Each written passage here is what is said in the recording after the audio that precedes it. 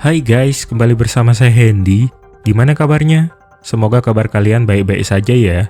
Pada kesempatan kali ini, saya akan merangkum alur cerita film Jepang berjudul Tomorrow Joe. Film ini merupakan adaptasi dari manga berjudul Ashita no Joe, mengisahkan tentang seorang yatim piatu yang baru memulai kehidupan di Tokyo. Secara kebetulan, ia bertemu dengan seorang mantan petinju yang melihat bakat tinju yang dimiliki olehnya. Karena ulah kenakalan remajanya, ia ditahan dan dikirim ke penjara. Di penjara tersebut, ia bertemu dengan rival sejatinya yang menyadarkan potensi dirinya sebagai seorang petinju.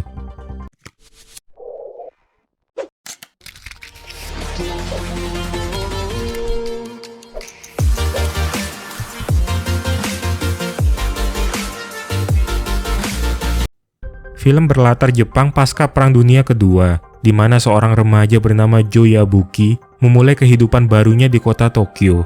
Joe adalah seorang pemuda tanpa tujuan yang melarikan diri dari panti asuhan, tanpa uang dan tidak memiliki tempat tinggal. Di sebuah kedai, seorang pria yang mengenakan penutup mata menghampiri Joe.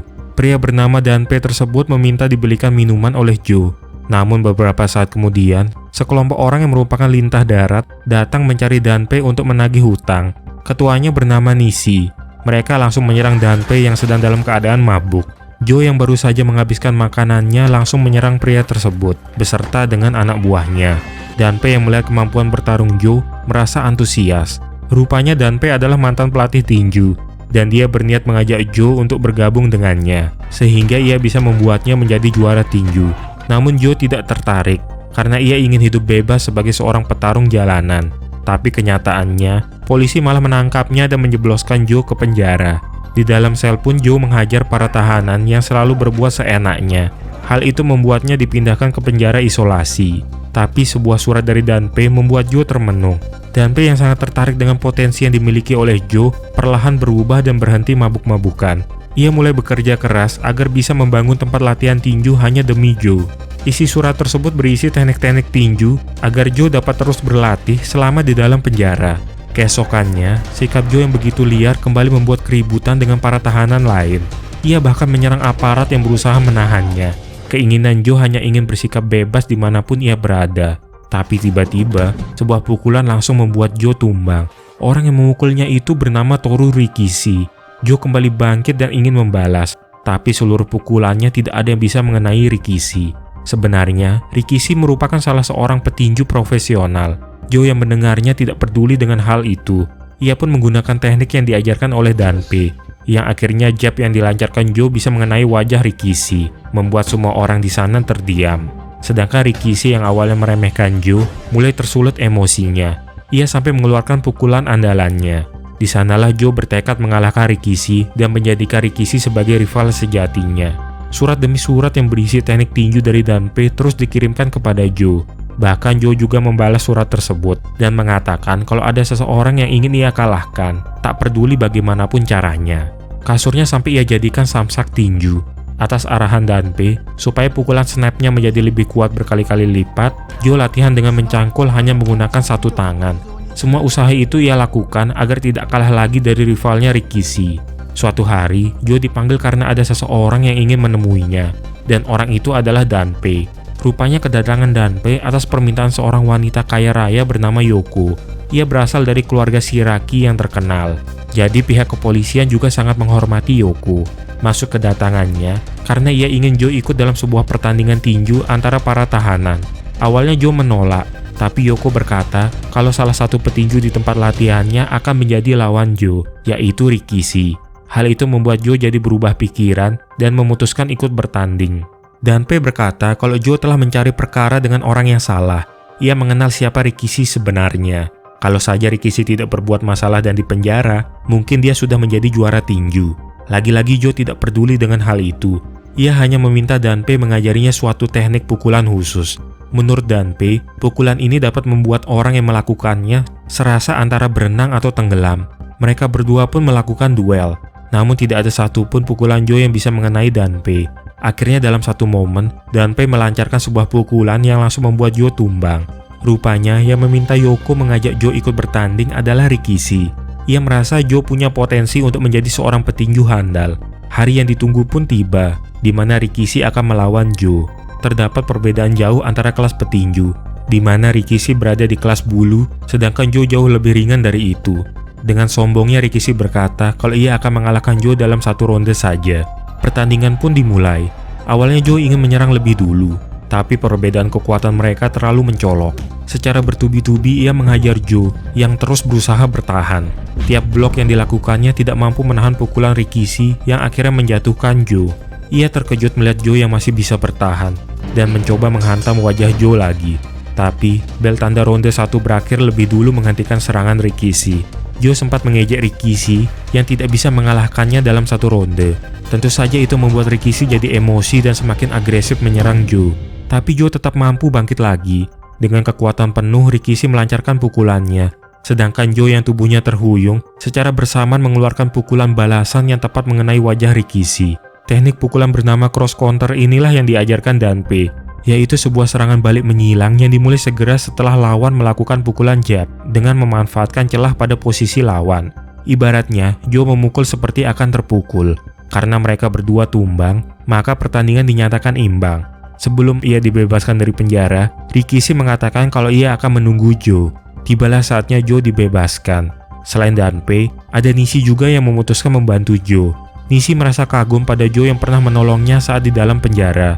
Waktu demi waktu dijalani Joe dengan terus berlatih serius. Semua warga di sana mendukung Joe agar berhasil dalam karirnya sebagai petinju. Tibalah jadwal pertandingan resmi pertamanya. Di sana juga hadir Rikishi dan Yoko yang ingin menyaksikan pertandingan. Berbeda dengan petinju lainnya, Joe malah mengejek dan membiarkan lawannya terus memukulnya. Hingga pada akhirnya ia menunggu satu momen di mana Joe bisa melancarkan teknik andalannya, yaitu cross counter. Lawannya pun tumbang dalam satu ronde, hanya dengan satu pukulan. Sedangkan Rikishi, ia terus menjalani pertandingan dan menaikkan peringkatnya sebagai seorang petinju dunia.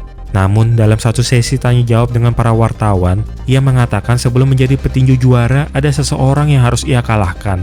Yoko yang mengetahui orang yang dimaksud Rikishi adalah Joe, langsung menentangnya.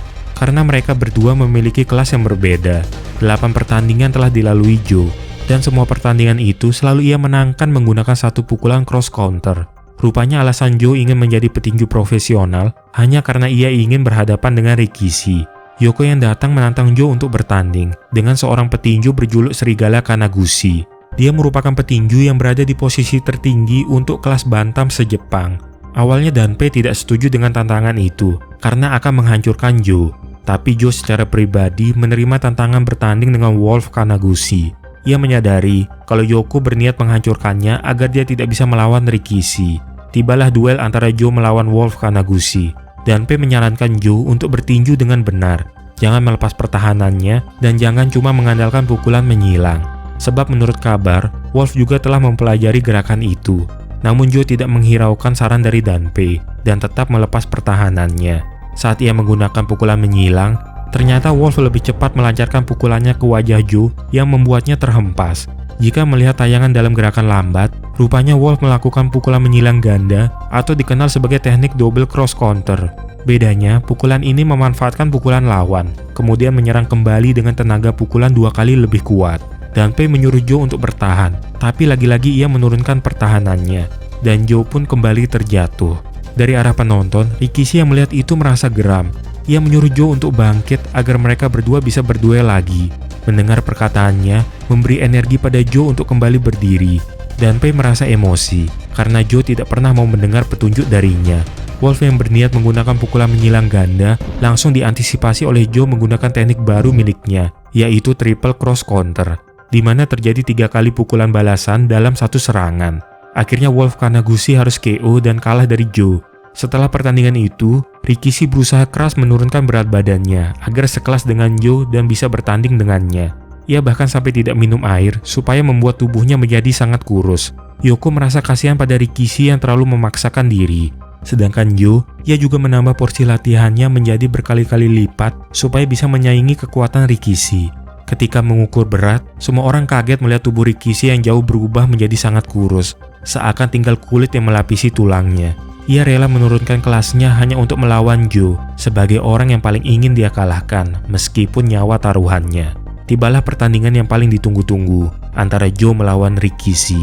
Dan sekarang kondisi badan Rikishi terlihat pulih kembali.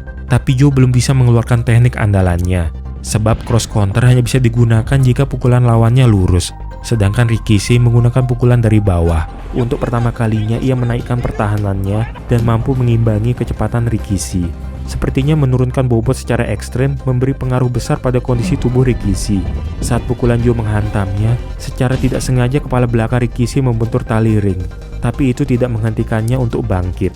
Terjadi peristiwa yang tidak biasa antara Rikishi dan Joe sama-sama menurunkan pertahanannya, menjadikan ini pertandingan yang memalukan karena tidak ada yang saling menyerang. Siapa yang duluan menyerang, maka dialah yang akan kalah. Benar saja, Joe yang mencoba membuka serangan dengan melakukan pukulan menyilang ganda akhirnya harus terhempas oleh serangan balik Rikishi yang benar-benar tidak diduga olehnya. Tidak seperti sebelumnya, pukulan telak dari Rikishi membuat Joe tidak mampu bangkit kembali dan harus menerima kekalahannya. Rikishi berhasil menang, namun kemenangan itu juga harus dibayar mahal olehnya. Saat akan bersalaman dengan Joe, tiba-tiba saja Rikishi roboh. Tapi dokter tidak mampu menyelamatkan nyawa Rikishi, dan Joe merasa sangat kehilangan rival sejati yang telah memotivasi dirinya untuk menjadi seorang petinju profesional. Yoko mengatakan Rikishi meninggal karena terjadi penggumpalan darah di kepalanya saat terkena tali ring. Sebelum meninggal, Rikishi berpesan agar Yoko memberikan sarung tangan tinju miliknya kepada Joe. Rikishi begitu bersemangat sampai-sampai merelakan apapun asal bisa bertanding dengan Joe dan berharap Joe bisa menjadi penerusnya. Dulu, Joe mungkin selalu sendirian dan tidak memiliki tujuan.